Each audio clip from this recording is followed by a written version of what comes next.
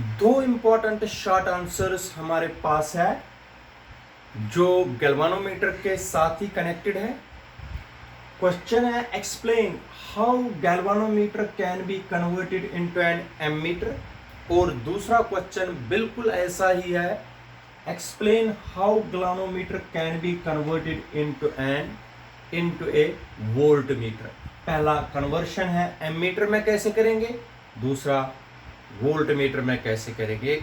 Galvanometer को कैसे convert करेंगे, एमीटर बनाएंगे, और गैल्वानोमीटर को कैसे कन्वर्ट करेंगे वोल्ट मीटर में। दोनों शॉर्ट आंसर है, दोनों मैं आप लोगों को समझाता हूं। सबसे पहला है what is an ammeter. Ammeter बेटा होता क्या है? Ammeter is a device which is used to measure electric current। अगर इलेक्ट्रिक करंट स्ट्रांग भी होगी, it is used to measure electric current in a circuit.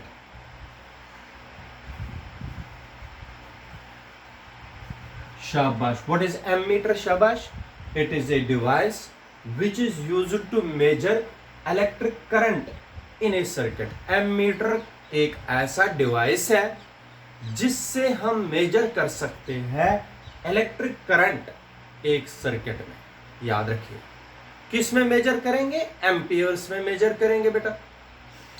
तो इसके बाद होता है कन्वर्शन। कन्वर्शन कैसे करते हैं?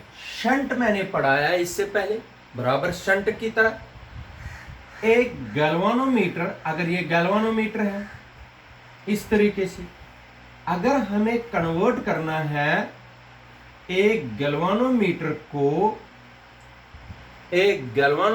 को हमें कन्वर्ट करना है एमीटर में, तब बेटा देखो क्या करना है। तब आप लोगों को एक लो वैल्यू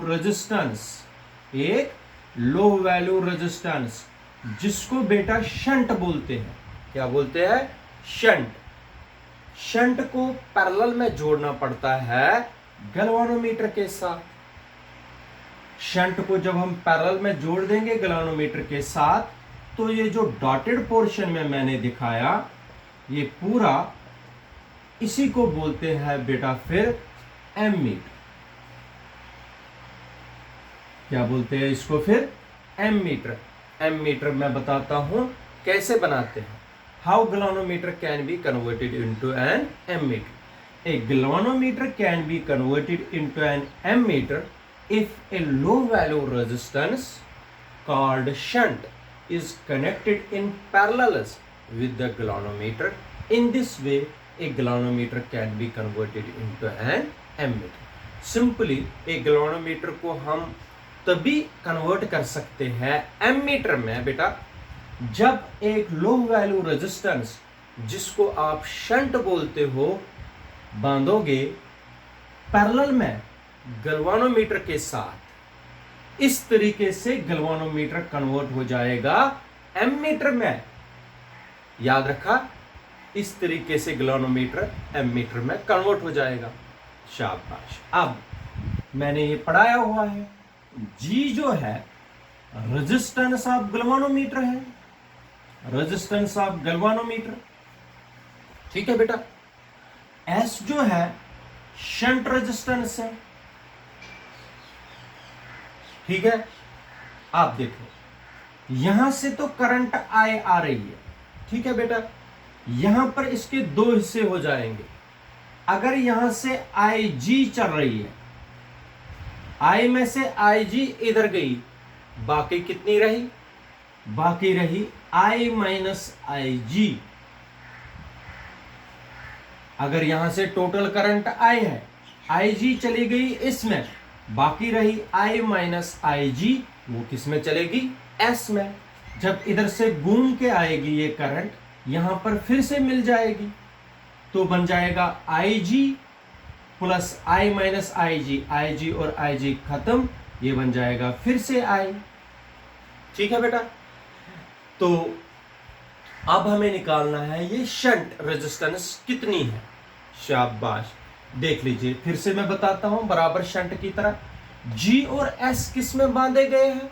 पैरेलल में। जब G और S किस में बांधे गए हैं? पैरेलल में। पैरेलल में पोटेंशियल डिफरेंस क्या रहती है? सेम। हो गया potential difference across G is equal to potential difference across S, क्योंकि ये दोनों किस में है? पैरेलल में। हो गया VG potential difference across G is equal to potential difference across S। Ohm's law लगा दीजिए, ओम्स लॉ, शाबाश। VG किसके बराबर? Current into resistance. करंट है IG, गैल्वेनोमीटर की रेजिस्टेंस है capital G is equal to, शाबाश, इसमें कितनी करंट है शंट में ओम्स लॉ के हिसाब से? I माइनस IG, शाबाश बेटा, I माइनस IG इंटू S। ओम्स लॉ है current into resistance, current into resistance, Ohm's law बेटा, बाकी कुछ नहीं। S का वैल्यू निकालना है। हो गया S इज इक्वल टू, ये नीचे आएगा, हो गया IG upon I minus IG into ये वाला G। बिल्कुल ठीक, कोई मुश्किल नहीं। ये देख लीजिए, ये निकल गया S का वैल्यू। इसका मतलब है इफ, यहां पर लिखना है if this value of shunt resistance, अगर ये वैल्यू ऑफ शंट रेजिस्टेंस हम पैरेलल में बांधेंगे गैल्वेनोमीटर के साथ, then galvanometer can be converted into an ammeter of range 0 to I है करंट, एम्पियर्स। बेटा समझाइए, कब कन्वर्शन होगा? अगर हम ये value of shunt resistance connect करेंगे गैल्वेनोमीटर के साथ, तब गैल्वेनोमीटर कन्वर्ट हो जाएगा एन एमीटर। अब मैं आपको थोड़ा सा आगे बढ़ाता हूं, शाबाश।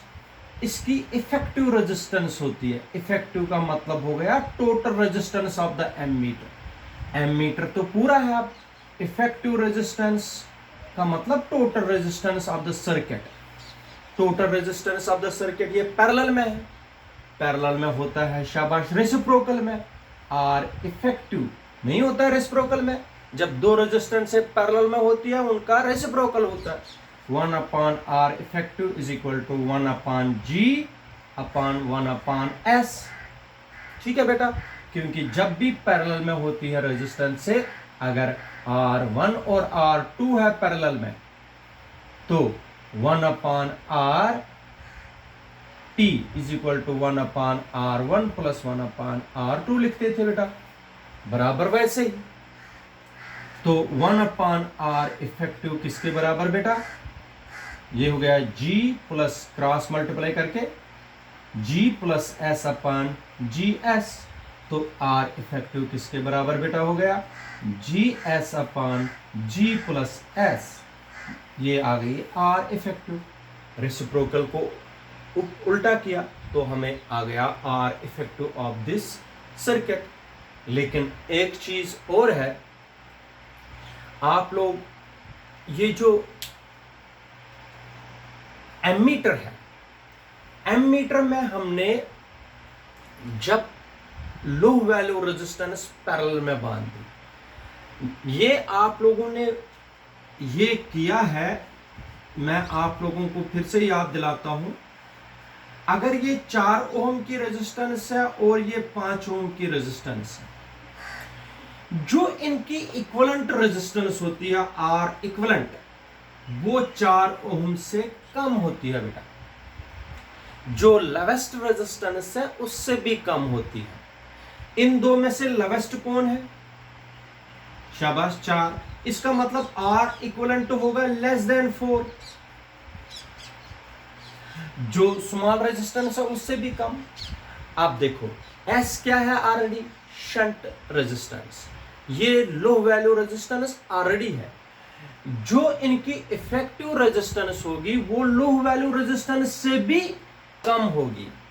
याद रखिए, पैरेलल में जो सबसे छोटी रेजिस्टेंस होती है इक्विवेलेंट रेजिस्टेंस उससे भी कम होती है। अगर इसमें 4 ओम है इक्विवेलेंट रेजिस्टेंस जरूर लेस देन 4 होगी।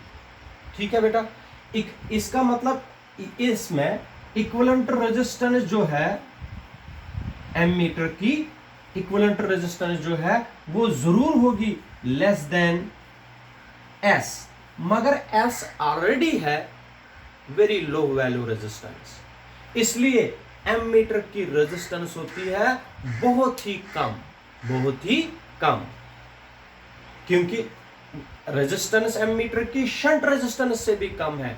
इसलिए हम मानते हैं, याद रखना बेटा, the resistance of an ideal ammeter, the resistance of an ideal ammeter is almostly 0, क्योंकि बहुत ही कम, इसलिए हम मानते हैं resistance of an ideal ammeter is 0।